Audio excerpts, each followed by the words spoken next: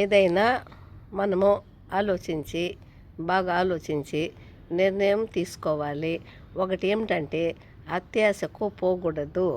ఒక సంఘటన మా ఇంట్లో జరిగింది.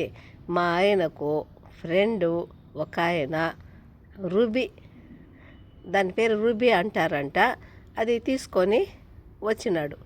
అది రెడ్ కలర్ పూసలు ఉంటాయి చూడు, అలాగా ఉండేది రూబీ. కొద్దిగా మైనస్ ఆకారంలో ఉంది. అది తీసుకొని వచ్చాడు మా ఇంటికి.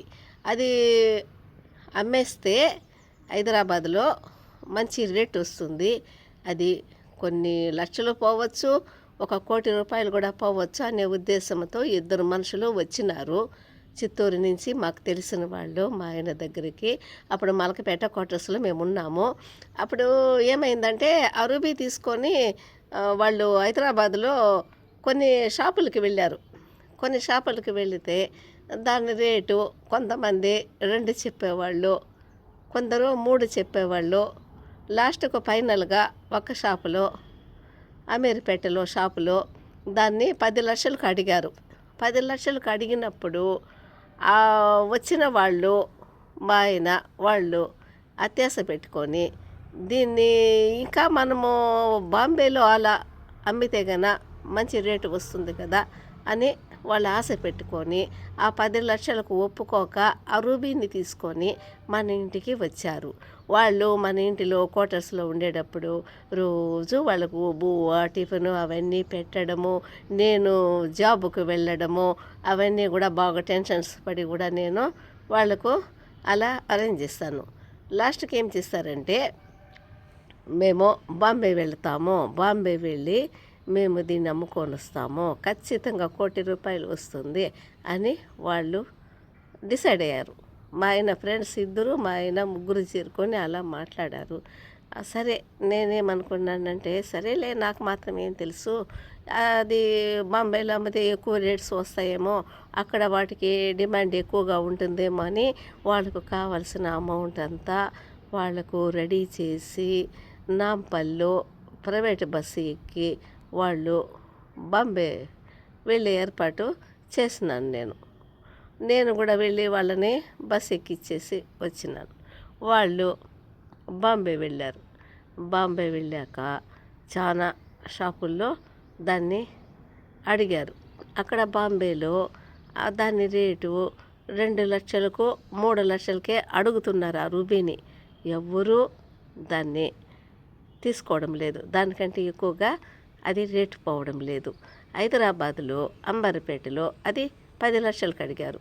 కాబట్టి వాళ్ళు ఖర్చులు ఏమిటి, వాళ్ళు లాడ్జీలో రూములు ఏమిటి, అన్నీ కూడా నేనే భరించాను, అన్నీ పంపించాను.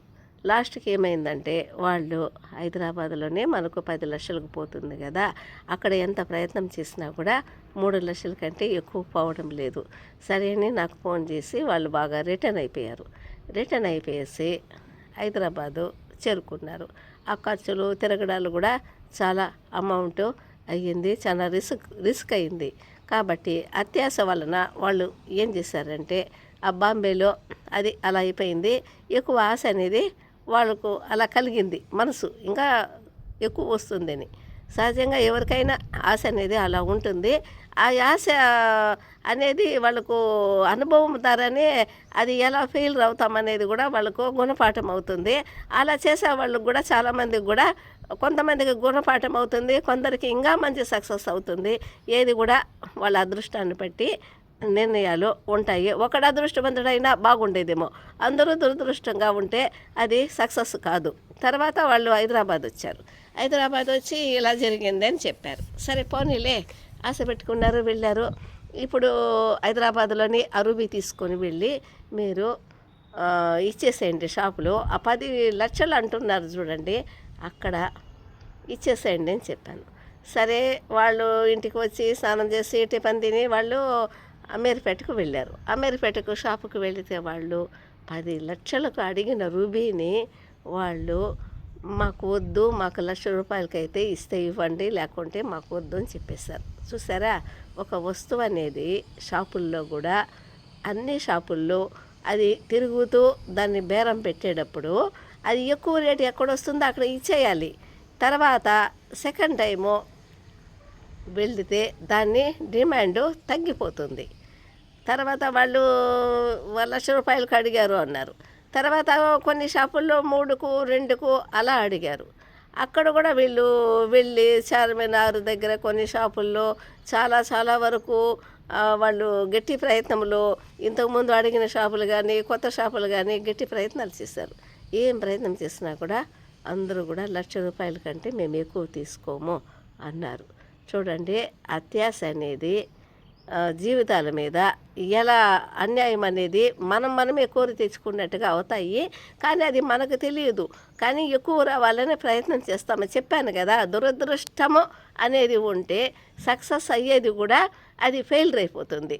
తర్వాత నా దగ్గరికి వచ్చారు. నా దగ్గరికి వచ్చినప్పుడు ₹1,00,000 అడుగుతున్నారు అని చెప్పారు. నేనేం చేశానంటే, మీ ప్రయత్నాలు మీరు చేసినారు, మీకు దరిద్రం చుట్టుకొని ఉంటే ఇంకా రూబీ ఎక్కువ రేటు పోదు, లేదంటే 1 year 6 months దాని ప్రయత్నం చేయకుండా జాగ్రత్తగా అది ఆ రూబీని అలానే పెట్టి తర్వాత అయినా మనం దాన్ని అమ్ముకోవాల్సి వస్తుంది అని చెప్పాను. తర్వాత వాళ్ళు ఏమన్నారంటే, ఇది ఇంకా అంతవరకు పెడితే ఉండే రేటు కూడా పోదు అనేసి అన్నారు. సరే, నేనేం చెప్పానంటే గట్టిగా బాగా స్ట్రిక్ట్గా ₹1,00,000 అడుగుతున్నారు చూడండి, ఆ షాపులో ఇచ్చేసి మీకు తగిన అమౌంట్ మీరు తీసుకొని పోండి. ఎందుకు ఊరికే ఈ ప్రయత్నాలు, ఈ బాధలు, ఇది సక్సెస్ కాదు. ఇది మీరు ఎక్కడ ప్రపంచమంతా తిరిగితే కూడా ఈ దరిద్రం ఇలానే ఉంటుంది అని చెప్పాను.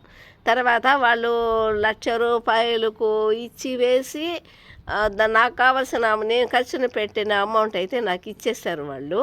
తర్వాత వాళ్ళు వెళ్ళిపోయారు. చూసారా, 10 లక్షలకు వచ్చిన అవకాశాన్ని చేజార్చుకున్నారు. తర్వాత అత్యాశగా బాంబేకి వెళ్ళారు. కాబట్టి అదృష్టం అనేది చెప్తారు కదా, ఒక్కసారి తలుపు తడుతుంది, 2 సార్లు తలుపు తడుతుంది, ఆ తర్వాత అదృష్టం అనేది రాదు. ఏది కూడా ముందు మనము మంచి మనసులు కూడా అంతే, మనుషుల మీద ఆప్యాయతలు కూడా అంతే ముందుగా ఉన్నట్లుగా ముందంతా ఆప్యాయత కూడా ఇప్పుడు పెళ్ళిళ్ళు కూడా చేసుకుంటారు. కానీ ఫస్టు పెళ్ళి చేసుకుంటారు కదా, వాళ్ళు బాగా మంచి మనసుగా అర్థం చేసుకొని బాగా ఉంటారు. తర్వాత కూడా కొంచెము మనస్తాపాలు వచ్చి తర్వాత అలా అప్పుడు కూడా కొంచెము వాళ్ళకు వేరుగా కూడా మనసులో అనిపిస్తాయి. అవన్నీ పెళ్ళిళ్ళ కథ మనకెందుకో, కానీ ఆ మనసు అనేది ఏది కూడా మొట్టమొదట అనేదే పవిత్రత అని అనిపిస్తుంది అని అంటారు కదా. కాబట్టి ఆ రూబీ విషయంలో అలా మరి దాని మీద ఆశ పెట్టుకొని ప్రయత్నం చేయడం వలన రూబీ అనేది ఫెయిల్ అయ్యింది.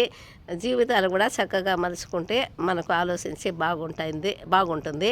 కొంచెము ఎక్కువగా ఆలోచిస్తే మన జీవితాలను మనమే కొంచెము బాధలు కొని తెచ్చుకుంటామో అనిపిస్తుంది. ఇది కూడా ఒక తృప్తి అనేది మనిషికి ఉండాలి. ఆ తృప్తి లేకపోతే ఈ రూబీ లాగానే మనము బాధపడాల్సి వస్తుంది.